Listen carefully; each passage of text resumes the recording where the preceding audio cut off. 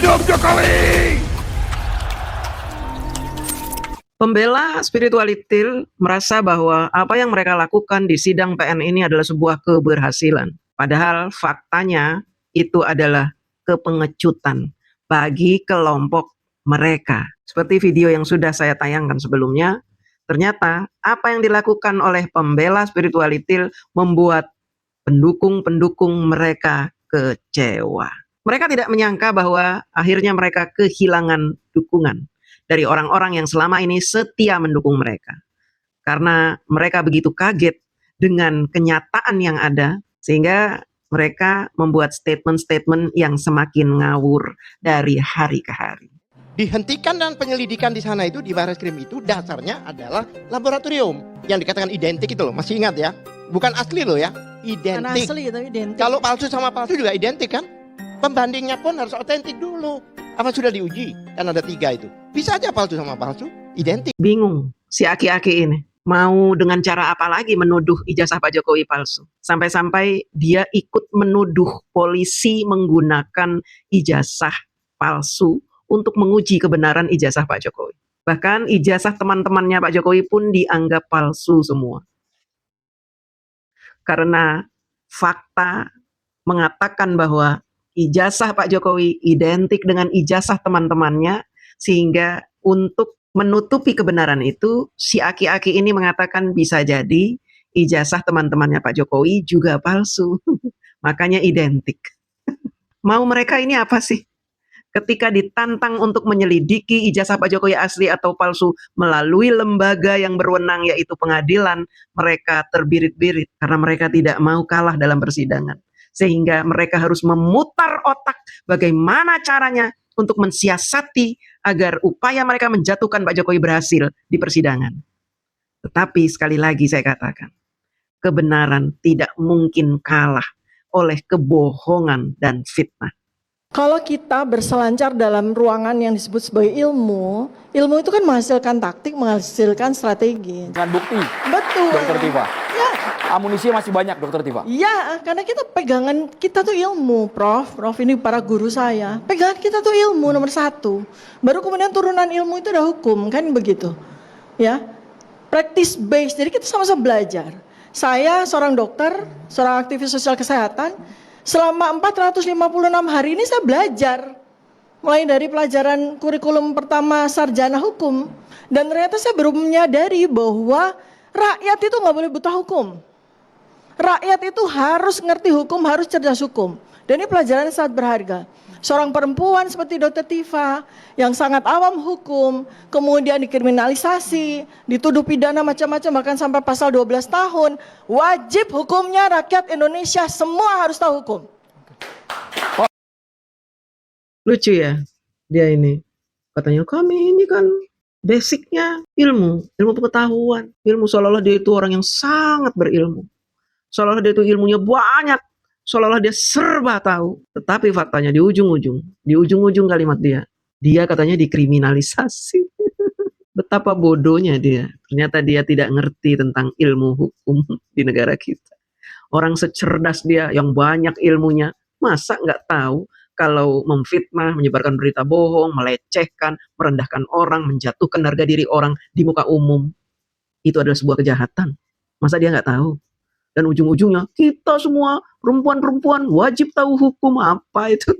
Menutupi kekurangan dia bahwa dia ternyata tolol, nggak ngerti tentang hukum yang ada di Indonesia. Sebenarnya dia tahu, tetapi ketika dia melakukan kesalahan itu, dia ada yang menjamin bahwa dia tidak mungkin akan dipenjara, tidak mungkin akan dilaporkan ke polisi karena dia statusnya sebagai peneliti. Dia begitu pede awalnya karena ada yang menjamin, ada yang manas-manasin dia, bahkan ada yang menjerumuskan dia supaya dia mengatakan ini, mengatakan itu, menghina begini, mencaci begitu. Akhirnya ketika dia menjadi tersangka, dia mengatakan bahwa saya tidak tahu hukum. Tapi sebelumnya dia ngomong, kami ini selalu berdasarkan ilmu pengetahuan. Ilmu pengetahuan menghasilkan taktik dan strategi.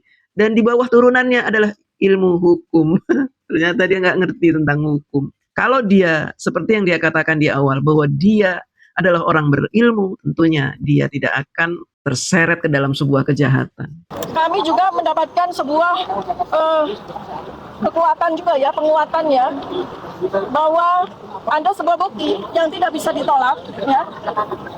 Ada sebuah bukti yang tidak bisa ditolak, bahwa sarjana kehutanan Universitas Gadjah Mada lulus tahun 1985 itu harus memiliki dokumen seperti ini, ya, yaitu transkrip nilai lengkap, ya, SKS berjumlah 161, ya, kemudian transkrip nilai tersebut ditandatangani secara lengkap oleh dekan, oleh pembantu dekan 1. Ini adalah bukti yang tidak bisa dibantah, dan apabila, ya, dan ini adalah bocoran dari sebagian 709 dokumen.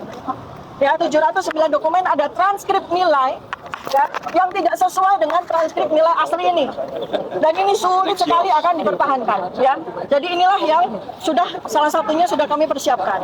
Dan satu lagi, kami juga sudah mendapatkan bukti yang jelas tidak bisa dibantah, ya, bahwa sarjana kehutanan Universitas Gadjah Mada yang lulus tahun 1985, ya, tidak usah harus melihat apapun artefak yang ada pada ijazah, cukup melihat satu saja artefak yang tidak bisa dibantah, yaitu bahwa ijazah sarjana kehutanan UGM tahun 1995 itu 1985 itu materialnya warnanya merah, ya, materialnya merah dengan nilai Rp500 dan bukan hijau.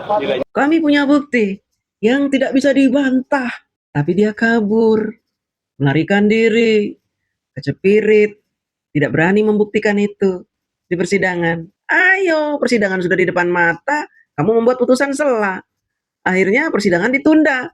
Kamu emang mencari-cari waktu, mencari-cari sela supaya kamu bisa memberikan bukti-bukti.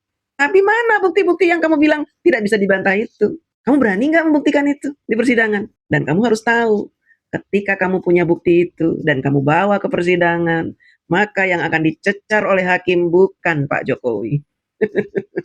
Siapa yang akan dicecar? UGM. Jadi kalau kamu mau menjatuhkan Pak Jokowi, ya jelas salah kaprah kalau kamu membawa bukti itu. Karena nanti yang akan ditanya adalah UGM. Kenapa UGM yang harus menjawab itu? Karena UGM yang mengeluarkan ijazah Pak Jokowi. UGM punya standar, Pak Jokowi sudah melampaui standar yang dibuat oleh UGM, sehingga Pak Jokowi dibuatkan ijazah kelulusan. Kalau kamu bilang transkripnya harus segini, ininya harus begitu, harus begini, harus begitu, bukan kamu yang menentukan begini dan begitu. Yang menentukan seseorang lulus dari UGM adalah UGM itu sendiri. Jadi kamu jangan GR punya bukti-bukti seperti itu, GR nanti bisa menjatuhkan Pak Jokowi. Oh tidak. Pak Jokowi lulus kok dari UGM. Dan kenapa Pak Jokowi lulus, ya tanyakan saja ke UGM-nya nanti, biar dibuktikan di persidangan. Makanya spirituality, saya kasih tahu kamu. Kamu itu kan dokter, ngapain sih kamu menyelidiki ijazah orang? Fak kamu itu adalah kesehatan.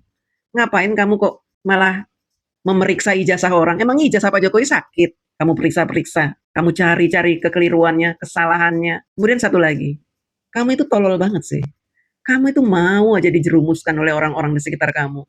Kamu disuruh ngomong bahwa ijazah itu materainya harus 500, goblok kamu. Kamu baca undang-undang nggak? Materai di ijazah itu berapa? Hah? Kamu baca nggak undang-undang? Kamu tuh goblok banget sih. Mau aja disuruh ngomong begitu. Harus berwarna merah, nilainya 500. Still yakin bener kamu?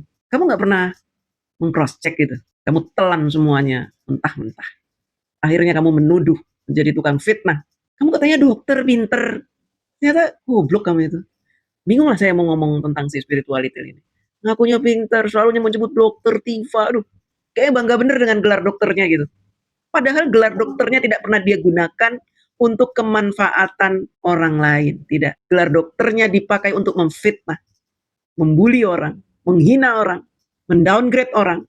Bahkan sekarang gelar dokternya menjadikan dia menjadi terhina sehina-hinanya. Publik ini nggak bisa, nggak bisa, nggak boleh. Saya dari tadi diam 1 jam.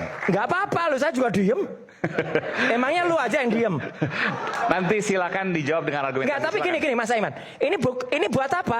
Dia nggak akan digunakan untuk apa-apa di sidang. Sopan banget ya. Gak Iya apa, toh? gak apa. Memang sopan. Kita dengarkan nanti. Buat apa kita menghabiskan waktu satu segmen ini nggak ada gunanya dengerin keterangan asli? Itu Nggak menurut Mas ada. Roy. Menurut saya ada gunanya. Silakan. Ya, ijazahnya jelas palsu, 99,9% palsu. Iya. Oke, silakan. Oke. Udah dengerin aja.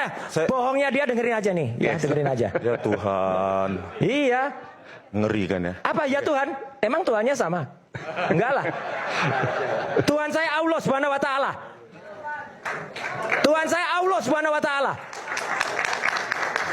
Berani-beraninya bilang Tuhan dia. Roy Panci sudah mulai rasis. Saking bingungnya dia menghadapi cecaran mantan temannya tentang betapa selama ini si Panci ini menyebarkan kebohongan ke muka publik. Lalu dibeberkan oleh Rismond sejelas-jelasnya tentang beberapa fitnah dan kebohongan Roy Panci di hadapan kamera Inews. Sehingga si Roy Panci ini panik dan akhirnya mulai menggunakan strategi rasis. Padahal ijazahnya dia yang palsu malahan. Bukan ijazahnya Jokowi. Itu bukan ijazahnya Jokowi. Dan ketika Roy Panci berseteru dengan Rismond, keceplosan dia mengatakan bahwa yang palsu ijazahnya Rismond, bukan ijazahnya Pak Jokowi. Padahal selama ini dia yang paling ngotot mengatakan bahwa 99,9% ijazah Pak Jokowi palsu. Dia yang selama ini sibuk mendatangi wartawan, sibuk mengumpulkan konten kreator penyebar fitnah untuk menyebarkan fitnah-fitnah dia terhadap ijazahnya Pak Jokowi. Tetapi Allah lagi-lagi memberikan kebenaran kepada kita semua. Bagaimana tiba-tiba mulutnya dibuat mengatakan bahwa ijazah Pak Jokowi asli.